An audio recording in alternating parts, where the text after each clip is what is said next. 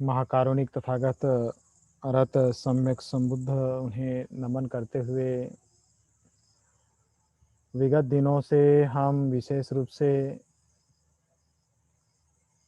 मंगल के विषय में हम श्रवण करते आ रहे हैं कि व्यक्ति का मंगल कैसे होता है। भगवान बुद्ध ने मंगल के विषय पर क्या कहा है, इसका जो है हमें किस तरह से जीवन में आचरण करना चाहिए,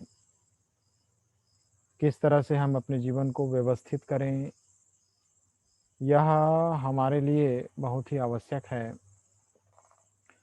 भगवान बुद्ध कहते हैं, तपोच ब्रह्मचर्याच आर्य सच्चानंच दर्शनं निब्बाण सच्च क्रियाच एतं मंगलमुत्तमं। तपोच ब्रह्मचर्याच, तप करना, ब्रह्मचर्य का पालन करना, आर्य सत्यों का दर्शन करना और निब्बाण का साक्षात्कार करना, यह उत्तम मंगल है, ऐसा भगवान बुद्ध ने कहा।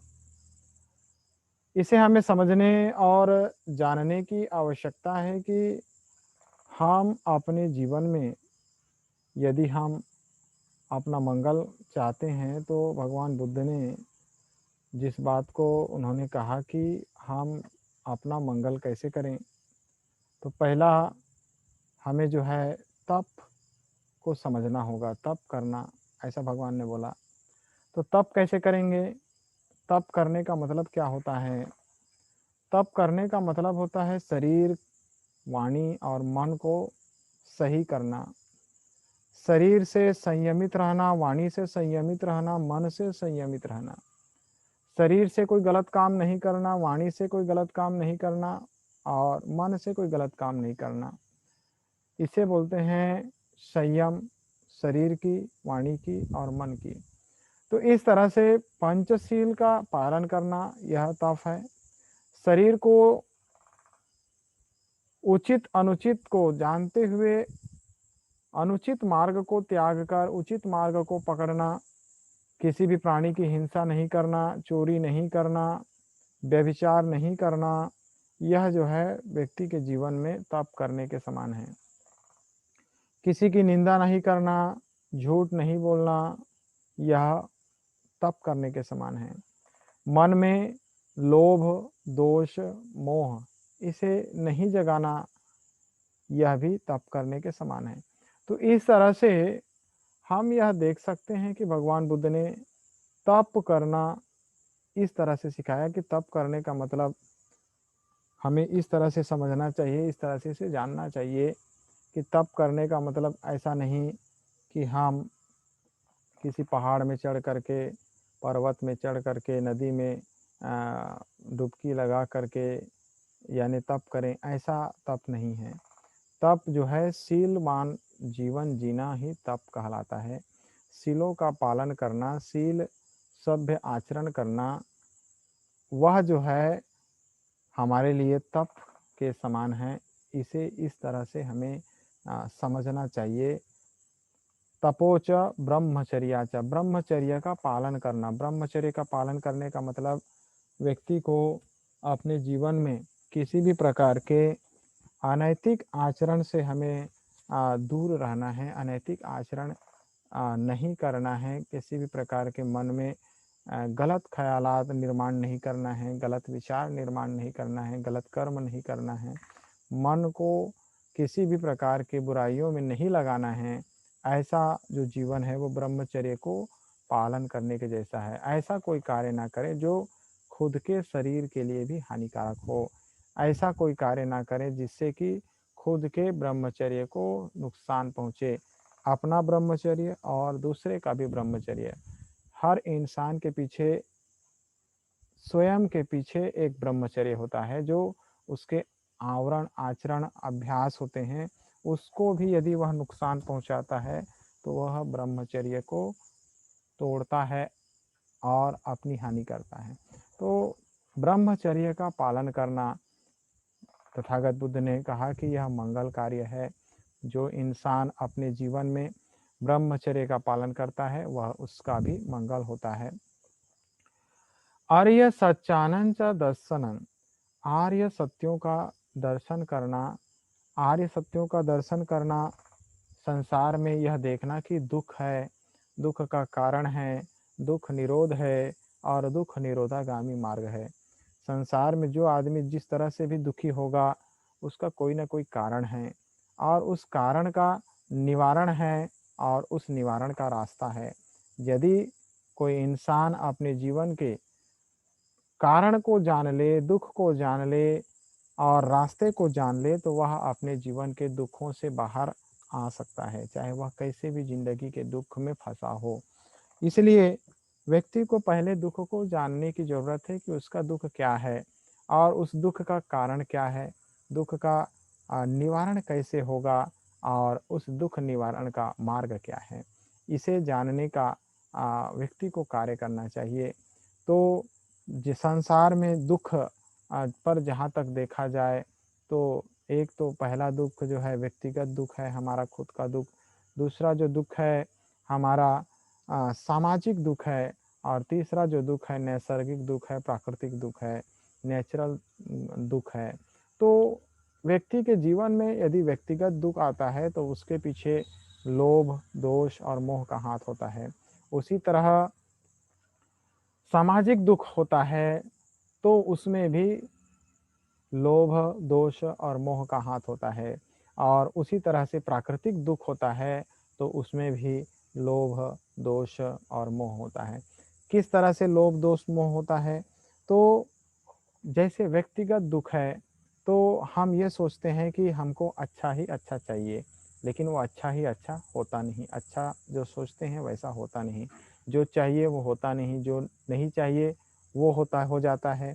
जिसको चीज़ को नहीं चाहिए वो मिले और जो चीज़ चाहिए वो ना मिले तो व्यक्ति को दुख होता है और इस तरह से संसार में दुख चक्र चल रहा है और इसी में लोग फंसे हुए हैं। तो भगवान बुद्ध ने कहा कि व्यक्ति के जीवन में लोभ, आसक्ति, चाहिए का भाव, ये चाहिए, वो चाहिए, ऐसा होना चाहिए, वैसा होना चाहिए, इच्छाएं जो हैं दुख के कारण हैं, ऐसा भगवान बुद्ध ने कहा, जिसको तृष्णा कहा जाता है। तृष्णा ही दुख का कारण है। इसलिए भगवान बुद्ध ने तृष्णाओं को ख़त्म कर दिया, इच्छाओं को ख़त्म कर दिया, चाहिए का भाव को ख़त्म कर दिया। ये होना चाहिए, वो होना चाहिए, कभी भगवान ने ऐसा नहीं कहा कि ये होना चाहिए, वो होना चाहिए।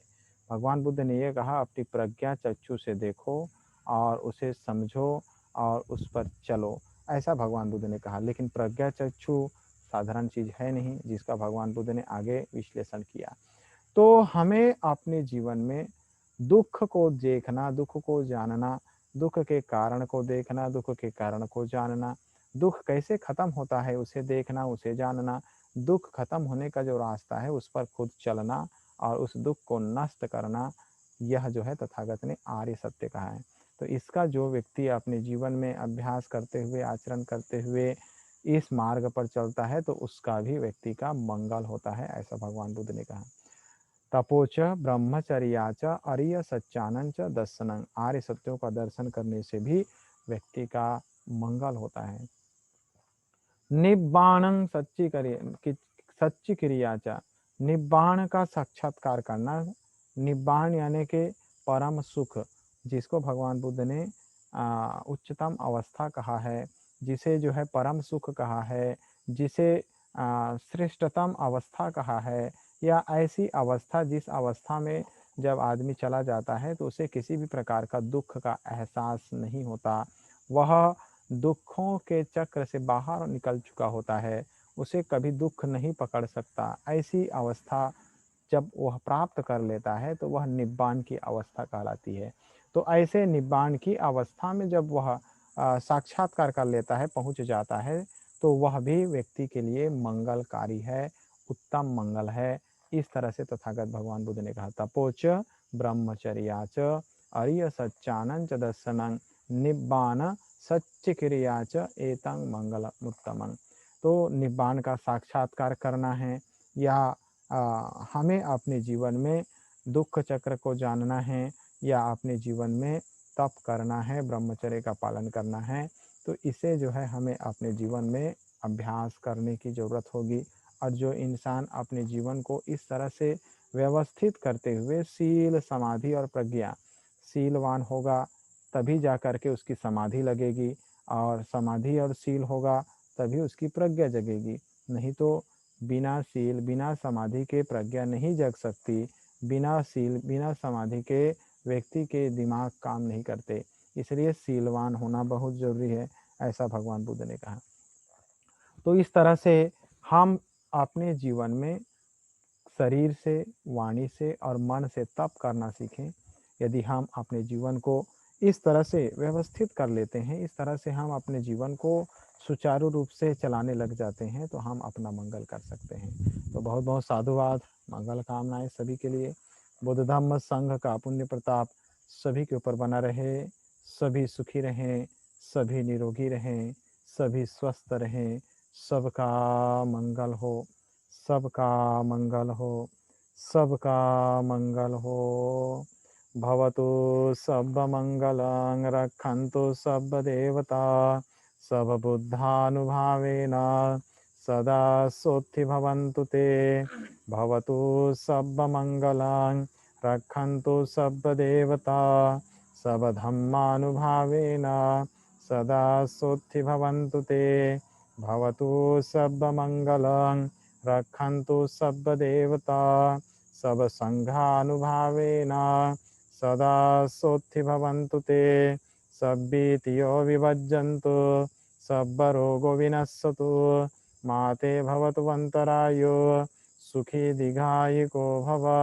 अभिवादनशीलस्य नित्यं उदापचायिनो चत्तारो धम्मा वर्धन्ति। आयुर्नो सुखं बलं आयु आरोग्य संपत्ति सर्ग संपत्तिमेव च अथो निब्बान संपत्ति इमिना ते समिज्झतु। साधु साधु साधु।